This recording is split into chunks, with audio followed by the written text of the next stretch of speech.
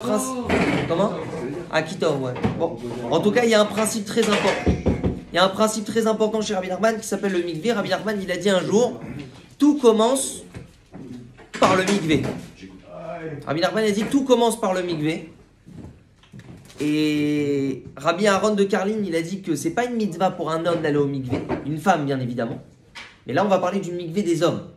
Un homme, c'est pas une mitzvah d'aller au mikvé, même si Ezra a Sofer, Ezra, celui qui a reconstruit le deuxième Beth Amikdash, c'est un grand tzaddik, Ezra a Sofer, c'est un Kohen. Ezra, il a institué qu'après qu'un homme a une relation avec sa femme, il doit aller au mikvé avant d'étudier ou de prier, etc.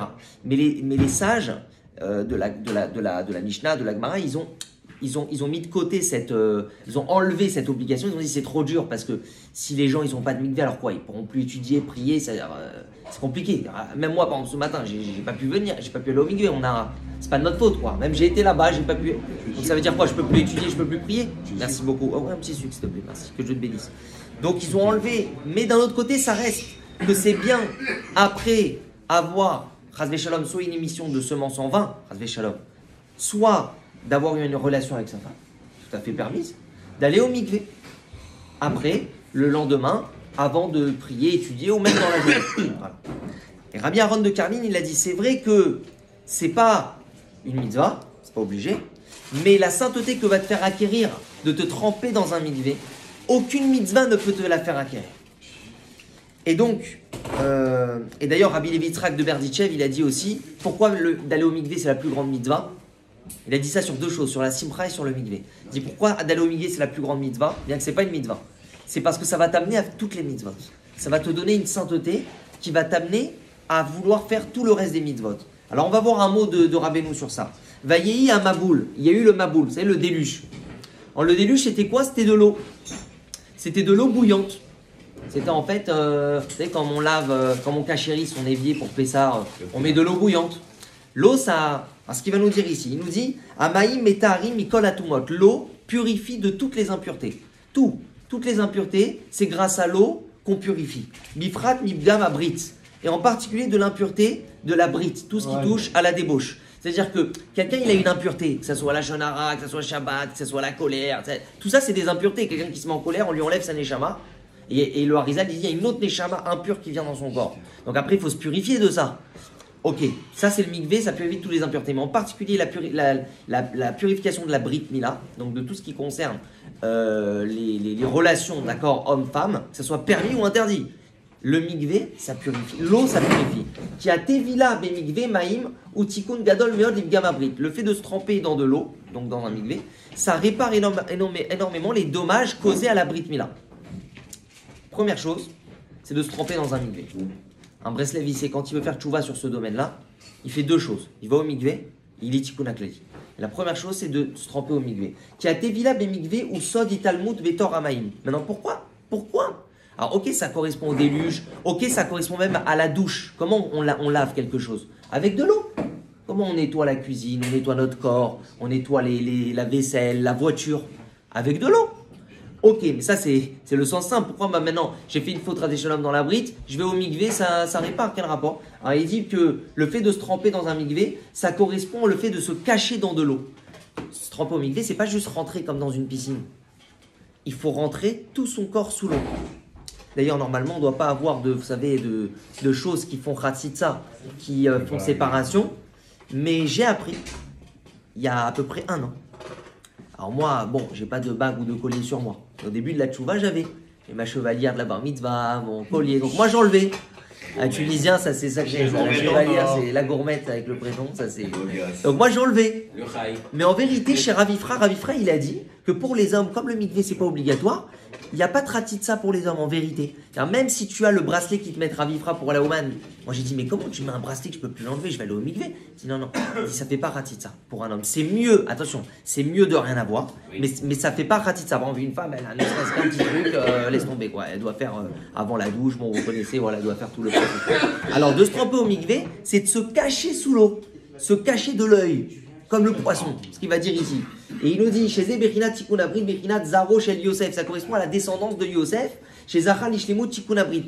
Yosef, il a mérité de faire Tikkun Abrit, la réparation de l'alliance, donc de la Brit Mila. Comment? Avec la femme de Potiphar. La femme de Potiphar, elle a testé. comme c'est rapporté dans le Midrash là-bas, elle se changeait 10 fois par jour, elle était d'une beauté inimaginable, elle lui a un moment une épée à droite, une épée à gauche, une épée devant, une épée derrière, il ne pouvait pas bouger, alors il a fermé les yeux. Donc il a eu vraiment une épreuve de la Brit Mila énorme. Et puis on aurait pu dire, bon, c'était une Goya, chez les Goyim, il n'y a pas vraiment peut-être la notion de mariage, il aurait pu rentrer dans la tête, il aurait pu rentrer dans des choses de fou, c'était avant la Torah, bon, on ne sait jamais, sinon elle le menaçait de le tuer. Il aurait pu rentrer dans des... Il a dit non, il a fermé les yeux, il s'est barré, il s'est sauvé. Et donc, il a mérité que sa descendance soit comparée au poisson. Ben Porat Yosef, c'est une des montées qui se vend le plus cher, ça c'est ma paracha Vayikri, une 5e montée, en plus le 5. Et c'est la montée de Ben Porat Yosef, Ben Porat Aleaïn. Quand on bénit ses enfants, on dit Ben Porat Yosef, c'est-à-dire que tu sois comme la descendance de Yosef, que tu sois au-dessus de l'œil. Que l'œil, le mauvais œil qui existe dans la Torah, n'ait pas d'emprise sur toi. Pourquoi c'est traduit différemment quand on lit la traduction? Ouais. Dans un fromage, je sais pas. Un rameau fertile qu'est Yosef. Oui, moi je traduis dans le sens. Dans le sens, un rameau fertile qu'est Yosef. Littéralement, c'est pas ça que ça veut dire. Comment? C'est ce qu'on dit. Ben Porat Yosef, un rameau fertile qu'est Yosef, Ben Porat, un rameau fertile qui est protégé de l'œil. C'est ça le sens que ça veut dire. Ça veut dire que tu sois comme la descendance béni comme la descendance de Yosef. Et d'ailleurs, dans la même paracha de Vayechi de Ben Porat Yosef, Yaakov il bénit Ephraim et Ménaché là quand il a croisé les mains.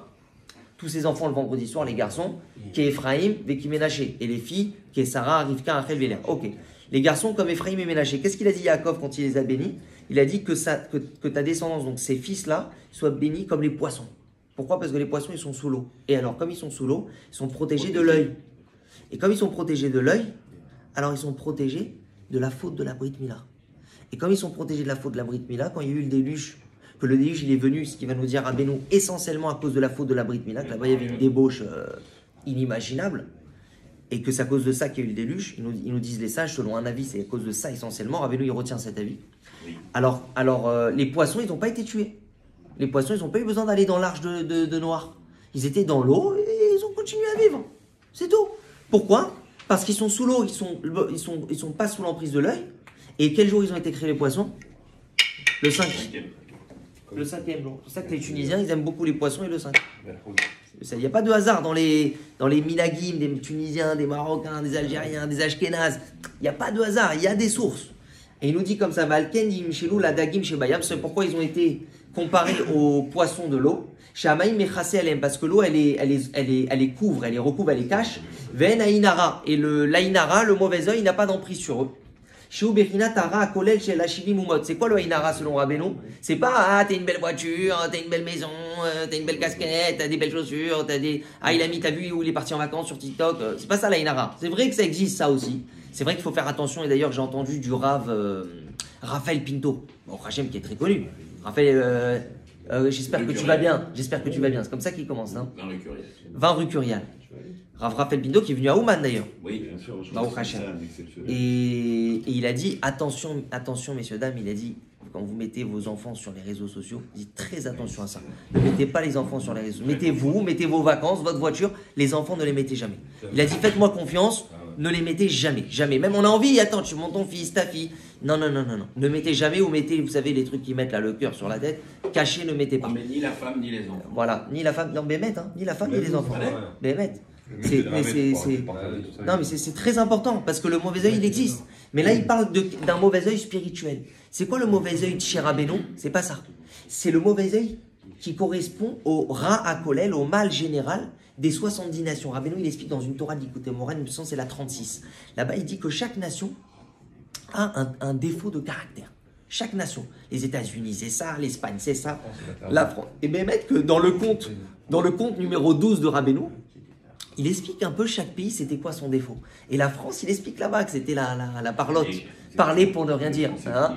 Il expliquait l'argent. L'argent, certains disent que c'est Artsot Abrit, les États-Unis. Que nous croyons, non, in gov with Rus, non, c'est un truc comme ça que c'est écrit sur les dollars. Nous croyons en Dieu. Le Dieu, c'est l'argent. C'est la ruée vers l'or là-bas, dans ce pays là-bas. Et la Russie, là-bas, il explique Rabbeinu, c'est le meurtre. Là-bas, ils sont mis dans les montagnes pour attaquer les gens. C'est le sang là-bas. Les Russes, ils ont besoin de guerre contre l'Ukraine. Ils ont besoin de sang, ils ont besoin de faire la guerre. Donc c'est chaque pays, il a son... Mais il dit par contre, il y a un mal général qui correspond à toutes les nations. C'est la débauche. Ça, c'est partout. Partout ça. Il n'y a pas un pays qui est préservé. Dans chaque pays, il y a ce défaut-là qui se retrouve dans chacun. Et il nous dit, c'est ça l'Aïnara. C'est le mauvais œil, c'est quoi? C'est l'emprise du mal dans la débauche. Et il nous dit comme ça, chez Berinat Bgamabrit, Sholetet Bahem, qui domine toutes les nations. Chez Berinat Machamou Arbotenuzal, chez Amaboul, chez Ikar al Bgamabrit. L'Oshalat Badagim. Il nous dit que le Maboul, le déluge qui est venu essentiellement à cause du dommage dans la Brit Mila, il est venu à cause de la débauche. Qui a Maïm, chez Berinat Dat. Il nous dit, mais les poissons, ils ne sont pas touchés par la débauche parce qu'ils sont sous l'eau. Et alors, ça correspond à quoi l'eau dans la Torah? Chez Berinat Dat. L'eau, ça correspond à la Torah. À la connaissance de Dieu, à la sagesse divine. Berinat Alma Deate Olamaba, ça correspond au monde futur. Quel rapport avec le monde futur? Parce qu'il y a écrit Aïn Lorata, l'œil n'a jamais vu c'est quoi le monde futur. Il n'y a pas un vivant qui a vu c'est quoi le monde futur. Personne n'a vu c'est quoi le paradis, le monde futur. Personne n'a vu. C'est protégé de l'œil.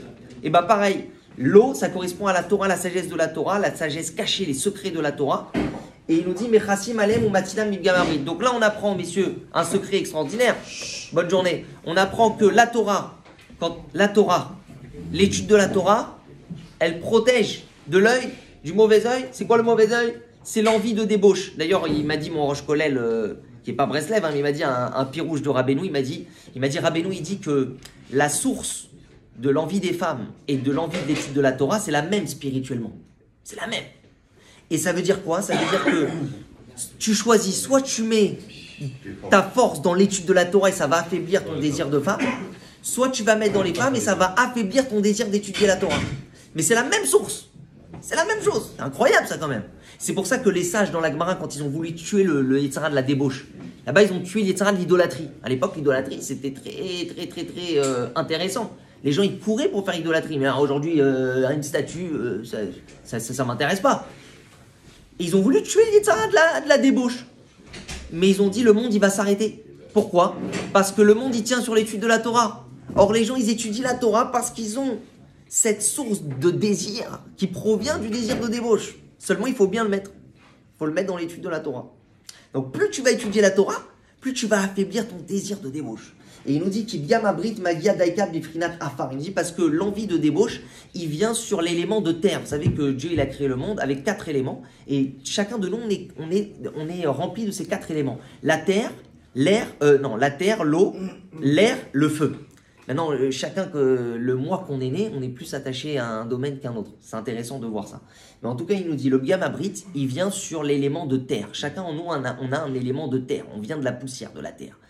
Et on retournera à la poussière. Donc on a de la terre en nous.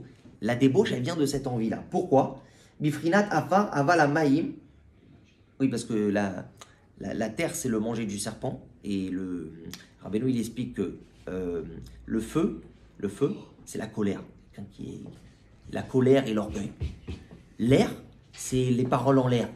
C'est quelqu'un, il adore Serge Benamou, quoi. Il adore parler pour ne rien dire, mais il n'y a rien derrière, c'est que du mytho, quoi, que du cinéma. Ça, c'est l'air. L'eau, c'est les plaisirs de ce monde, l'état à vote, parce que dans chaque chose, il y a de l'eau. Sinon, ce pain au chocolat, il ne peut pas être comme ça s'il n'y a pas de l'eau à l'intérieur. Donc, dans chaque chose, il y a de l'eau. Alors, on adore les vacances où il y a de l'eau, c'est des plaisirs. Et la terre, c'est quoi? C'est la tristesse. C'est la lourdeur, la paresse, la tristesse. Ça nous tire vers la terre, vers notre lit. Et bien la débauche n'est pas liée à l'eau, qui est les plaisirs, c'est lié à la terre. Ça, Rabbeinu, il dit que quelqu'un qui est joyeux, alors Hachem lui-même, il le protégera du désir de débauche. Si par contre, quelqu'un qui est triste, il sera attiré, Chas v'Shalom, vers la débauche.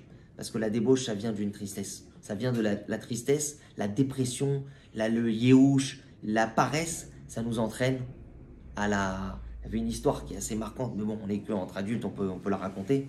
C'est que quand Ruth, elle s'est convertie, Ruth, c'était l'arrière-grand-mère du roi David. Elle avait une... C'était presque comme une sœur. C'était pas une sœur, mais elle avait presque comme une sœur qui s'appelait Orpa. Quand ils ont essayé de se convertir, on est obligé au départ de le repousser pour voir s'il est sincère. Et Naomi, qui était leur belle-mère, au début, elle a repoussé, elle a dit non, vous êtes des princesses de Moab, restez là-bas, vous allez venir avec moi, on est pauvres, vous allez tout perdre, les gens ils vont vous rejeter au début, tout ce qu'on dit inconverti. Et pourquoi tu vas te mettre dans la galère comme ça? Alors, Ruth, elle a dit non, moi, quoi qu'il arrive, pauvre, pas pauvre, rejeté, pas rejeté, je viens. Donc elle a tenu, elle s'est convertie. Orpa, elle a versé 3 larmes. 4. Elle a versé 4, elle est partie. C'est du yéhouch, elle a pleuré. Et on dit que le soir même, elle a cohabité avec 100 hommes, dont un chien. Le mélange de cette semence, ça a créé qui? Goliath. Goliath qui était donc le cousin germain, parce que c'était la sœur de Ruth, cousin germain du roi David. C'était de la famille, hein, toute cette histoire. Hein. Goliath, le roi David, c'était de la même famille en fait. C'était son cousin germain. D'où c'est venu cette débauche-là de 100 hommes en un soir avec un chien? D'où c'est venu cette histoire du Yéhouch? Elle a pleuré, elle a fait Yéhouch, voilà. Elle aurait pu dire, bon, je me convertis pas, mais je garde ma dignité, je fais pas Yéhouch, c'est pas grave, c'est pas pour moi. Chacun son chemin. Non, elle a fait Yéhouch, comme ça les commentateurs ils disent. Et ce Yéhouch, il a amené à... Donc la terre, mais il nous dit l'eau, le domaine de l'eau, il nous dit l'eau, à l'échon, il nous dit Kibgam Abrid Magia Daika Mifrinatavar, Vala Maïm, les Sham En Magia Afgam. Il nous dit dans l'eau, le Gam Abrid, l'endommagement de l'alliance, il touche pas tout ce qui est dans l'eau. Adraba En Bechina Dad Gadol Veresed Eliot Chimeter Mikol Abgam. Non seulement l'eau, celui qui est rattaché à la notion de l'eau, on a dit c'est quoi l'eau? On a dit c'est le mikvé, et on a dit c'est l'étude de la Torah. Celui qui est rattaché à l'eau, donc le mikvé et l'étude de la Torah, alors non seulement que le Gam Abrid qui touche la terre ne le touche pas, mais plus que ça, l'eau purifie du Bgamabrit. Si quelqu'un il a eu un Bgamabrit, un endommagement dans l'alliance, Radvé Shalom, voilà, comme la majorité des gens, hein, 90% minimum, alors s'il se rattache à l'eau, ça va le protéger des futurs Bgamabrit, mais ça va également le purifier de ces Bgamabrit. Donc ça c'est l'importance d'aller au mikvé, ça nous purifie sur nos fautes de débauche qu'on a fait avant. Et deuxièmement, ça nous protège des éventuelles fautes de débauche qu'on pourrait faire dans le futur, ça nous protège. Alors je vous lis un dernier petit truc sur le mikvé. Hyper puissant, ça c'est un petit conseil de Rabbeinu dans le mikvé. Vous savez que il y a plusieurs tzadikim dont Baba Salé, son mari nous protège, qui ont dit à des juifs, lorsque vous avez besoin d'un conseil dans la vie, prenez le Likutei Etzot, le recueil de conseils de Rabbi Nachman, écrit par Rabbi Nathan, vous avez tous les conseils pour toute votre vie là-dedans. Parce que c'est découpé par sujet. Argent, Emouna, Shalom Bayit, enfants, tous les sujets, matériels et spirituels. Et donc là-bas, il nous parle du mikvé. Et il nous dit une chose extraordinaire. Tevilat mikvé moshia mikol atzarot razve shalom. Le fait de se tremper dans le mikvé sauve de toutes les souffrances que Dieu préserve. Il y a un verset dans la Torah, Méphorach, qui dit mikvé Israël, Hachem moshio. Le mikvé du peuple juif, lorsqu'un juif, un Israël, il se trempe dans le mikvé, Hachem moshio, Hachem le sauve. C'est-à-dire que le fait de se tremper au mikvé, ça sauve de toutes les détresses, de tous les problèmes. Quelqu'un qui a des problèmes, conseillez-lui, va au mikvé. Et si c'est des problèmes importants, va tous les jours. Mais le plus souvent possible. Ça va te sauver de ton problème. Et des fois, on cherche des ségoulottes spéciales. Va au mikvé, c'est une ségoula. Et Rabbeinu il dit. Ou meteir mikol atumot ou mikol atrataim. Pourquoi ça sauve de toutes les souffrances? Parce que ça purifie de toutes les fautes. Or, la Gemara Shabbat, elle dit, il n'y a pas de souffrance sans faute. Donc, si tu répares la faute, tu enlèves la souffrance. Comme le mikvé il purifie de la faute, si tu enlèves la faute, tu enlèves la souffrance. Le mikvé, il amène sur la personne une connaissance de Dieu, une émouna et une bonté divine énorme. Je répète, le mikvé quand on se trempe, l'eau ça correspond à deux choses. La Torah, qui est la connaissance divine, et également la bonté. L'eau c'est la bonté, ça donne la vie, c'est la vie l'eau.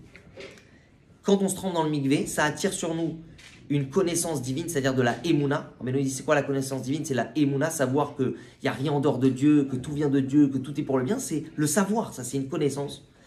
Et lorsqu'on a cette connaissance-là, alors on n'a plus de souffrance. Parce qu'on comprend que tout vient d'Hachem, tout est pour le bien, on vit tout avec Simra. Mais ça amène aussi une bonté sur nous, ça nous attire les bontés divines aussi. À l'aider Tevilat Mikvé à Parnassa Benakel, messieurs écoutez bien, grâce au fait de se tremper dans le Mikvé, la Parnassa vient facilement. C'est pas que ça va nous donner plus de parnassa. Quelqu'un, il peut avoir une grande parnassa, mais c'est difficile. C'est les problèmes avec les clients, avec les patrons, avec les retards de paiement, avec les histoires, avec les trucs. C'est une galère pour chaque contrat. Ça, c'est connu, ça. Et ils nous disent, tremper dans le mikvé, ça amène la parnassa facilement. La parnassa vient facilement. Vénit batel la machaloket vakas. Et les disputes et la colère s'annulent. On arrête de s'énerver au travail. Parce que la parnassa vient facilement. Si le client il paye rapidement, facilement, on va plus s'énerver. On s'énerve. Ah, le client, ah, lui, mon employé, je lui avais dit de faire ça, il m'a fait ça, et que des problèmes. Il dit l'autre fait de se tremper dans le mikvé, ça donne la parnassa facilement, et ça annule la colère. Parce que la colère, elle vient parce que la parnassa, elle vient complètement avec des problèmes. Vézoré les shalom, il mérite la paix, il est en paix avec lui-même, il est content, il est heureux de sa vie. Ou les rachamanout, ça te donne la miséricorde, tu vas être quelqu'un de miséricordieux. Ou le dad gadol, ça donne une grande intelligence, très fif. Vézoré l'irfoua, ça amène la rifoua chez les mains. Quelqu'un il est malade, tu lui dis va au mikvé, ça amène la rifoua chez les mains. Et il y avait un rave chez Rav Pinto là-bas dans le 19e, il avait le Covid.